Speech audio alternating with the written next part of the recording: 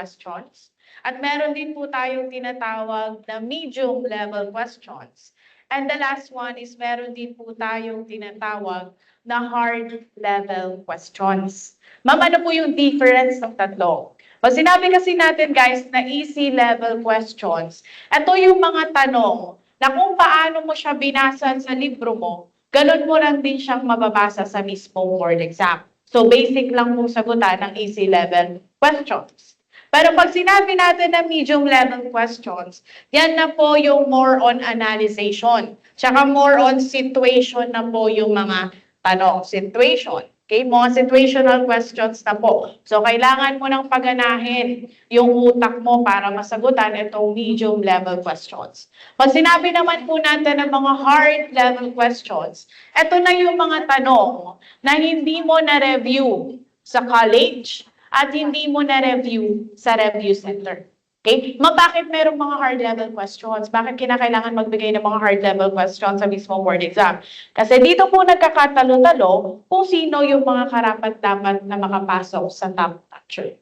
Okay? So kung mapapansin niyo yung quiz, hindi quiz, yung board exam trial niyo kahapon is medyo merong may hirap na tanong na hindi niyo naman na-review, di ba?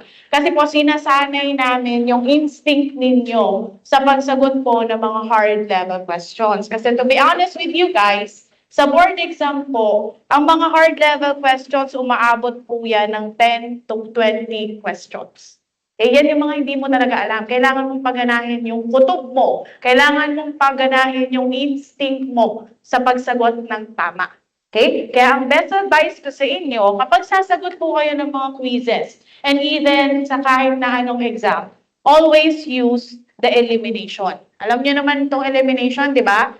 Sa isang question, merong 4 na options. O, dun sa 4 na options na yun, mag-eliminate ka. When we say mag-eliminate, magtanggal ka ng 2 options na sa tingin mo, malayo yung sagot. So, 2 na lang yung matitira sa options mo. So, isa doon, malamang sa malamang, yun yung tamang sagot. Pero hinay-hinay po sa pag-eliminate ha. Baka ang ma-eliminate mo yung tamang sagot. So, sayang ang isang puntos. So, gusto ko lang ipaunawa sa inyo guys kung bakit natin nilagyan ng mga hard level questions doon po sa mismong board exam trial. Okay? Sana naman po sineryoso natin kahapon yung exam. Sineryoso naman po. Okay? Sige ha, yun lang po. Gusto ko lang po ipaalam sa inyo yung 3 uri ng questions na lumalabas sa board exam. Para hindi kayo sabihin niyo sa board exam, hindi naman tinuruto sa mismong review center, hindi ko naman to alam nung college eh.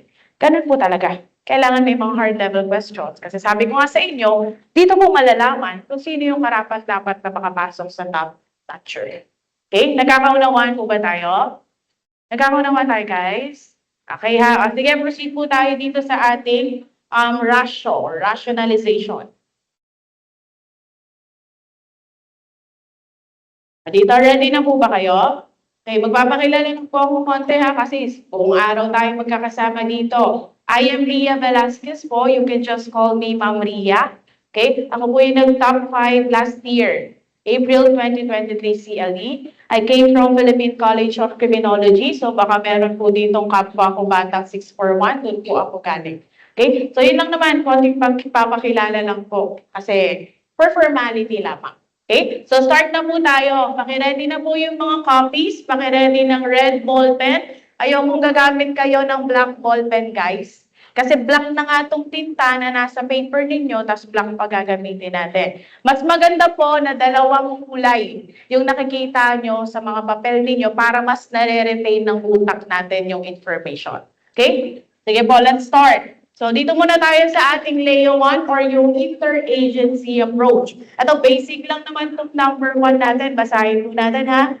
This term was interpreted as an authoritative arm for those in power. It was used by the Roman to modify the Greek root for the word police. Sabi dito, yung salitang hinahanap po natin, sila daw po yung nagsisilbing kanang kamay ng mga higher authorities. Ano pa? Ito daw pong salita na hinahanap natin, ginamit daw po ng mga Romano. Pwede po ba mag-ano dito? Wait lang. Pwede po bang mag-note dito sa mismong... Pwede lang. Paano po kaya siya, ma'am? Ito. Okay na. Okay. Ito. Sabi dito, Ito daw po yung ginamit ng mga Romano para daw po baguhin yung Greek word ng salitang police. So ano po ba ang sagot natin dito? Ano ba yung dapat muna nating i-eliminate dito? Ulitin natin ang tanong ha. Sabi dito, yung first sentence, ang sabi sa first sentence, yung salitang hinahanap natin, ito daw po yung, sila daw po yung tinataguri ang kanang kamay ng mga higher authorities. Pangalawang sentence, yung salita na to, ito daw po yung ginamit ng mga Romano para i-modify or baguhin yung Greek word ng salitang police. So, syempre, ang aalisin natin dito, ang i-eliminate natin dito is the Bravo and the Delta. Tama po ba? Okay? So, between Alpha and Charlie, what is the best answer? Halo-halo ang sagot natin ha. Ulitin natin yung tanong. Sabi dito, it was used by the Roman to modify the Greek word police. Sabi dito, salitang ginamit ng mga Romano. Ano po ba yung salitang ginamit ng mga Romano? That is the politia, the alpha. Okay? Kasi when we say alpha, ano po ba definition ng alpha? Diba? Nakalagay sa alpha, ang definition ng policia is condition of the state or city. Pakisulat po ha, wait lang. Palitan natin yung kulay para visible.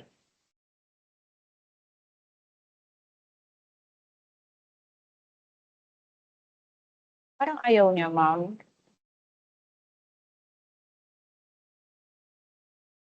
Nag-ano lang po siya sa...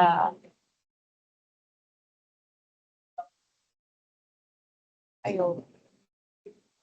Try to let natin. Ay, lumipat sa red. Ah, okay. Ayaw din. Ayun na. Thank you, ma'am.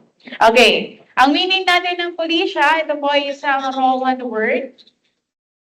Ay, zoom lang natin. Sige, ma'am.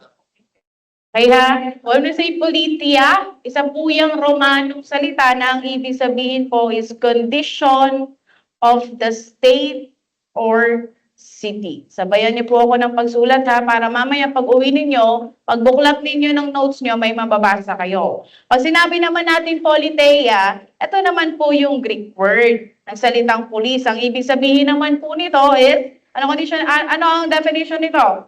Government of the city. Okay, so yan po ha. Ang number 1 po natin, ang sagot po na hinahanap natin is policia. Kasi nga sabi natin, ang hinahanap, yung salitang ginamit ng mga Romano para baguhin ang Greek word ng salita police. Okay, alam na po kung bakit nagkamali yung iba?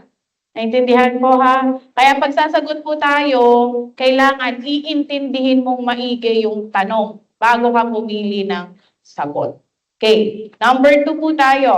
Dito, basic lang din to. It's all about history. Sa Leo 1 po ito.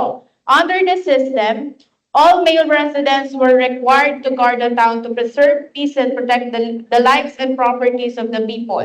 Ano po kayang policy system ang tinutukoy dito? Nakalagay.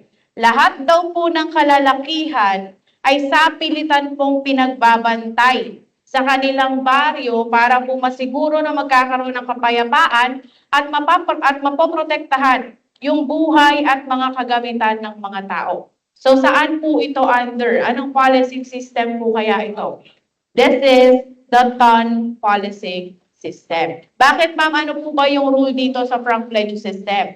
Under ng Frank Pledge system, ano bang ginagawa dito para magkaroon ng peace and order? Ang ginagawa sa Frank Pledge system, kailangan daw po, kada baryo sa England, kailangan may 10 kalalakihan na may edad 12 pataas ang kailangang magbantay para po masiguro na magkakaroon ng kapayapaan at kaayusan sa kanilang lugar. Yun yung Frank Pledge. Kapag ay traveling judge naman, ito basic lang tong intindihin eh. Diba? From the word itself, travel. Ito po yung lase ng judge na umiikot sa iba't ibang parte ng England para po